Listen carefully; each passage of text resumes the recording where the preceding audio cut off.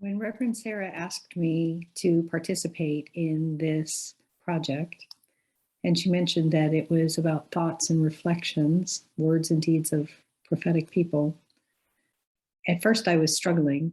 And then I looked at the calendar and realized that tomorrow is the start of Hanukkah, which is a very important holiday in the Jewish religion. And most people think of Hanukkah for the 8 lights and for guilt and for dreidels and latkes and all kinds of fun things. But there is actually a very brave piece behind that story when we look at the Maccabees and how they were forced to flee to the mountains, to the caves, because they refused to submit to the Romans and to give up their way of life and their belief system. And when I think about that and those people and all that they endured while they were going through that, the word that comes to mind is brave. First of all, it takes bravery to stand up and say, this is not right, and to do something about it, whether that something is to leave or to protest or to do something else that really allows you to speak up for what you believe in the face of everybody else going along just because nobody wants to make waves. I also think it's important to remember that the Maccabees were not soldiers. They were actually farmers. And when you stop to think about it, they were ordinary heroes. They were just everyday people.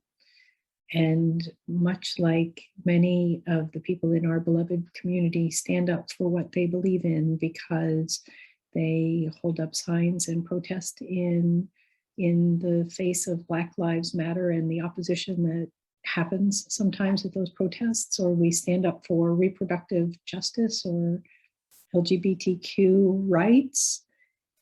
Ordinary, everyday, brave. And so there are prophetic people. The prophetic person that I was thinking about and that I chose to mention is, of course, Judah Maccabee.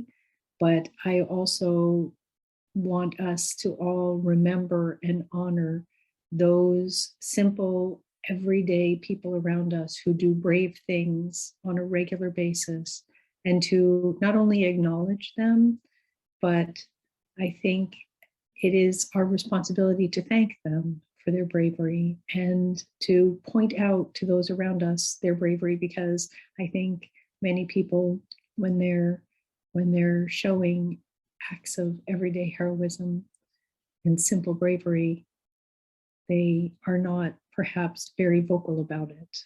And so those of us who see and who notice, it's our responsibility to thank them for that and to be part of building that greater, stronger, more beautiful community that we are all part of. Thank you for letting me share my thoughts.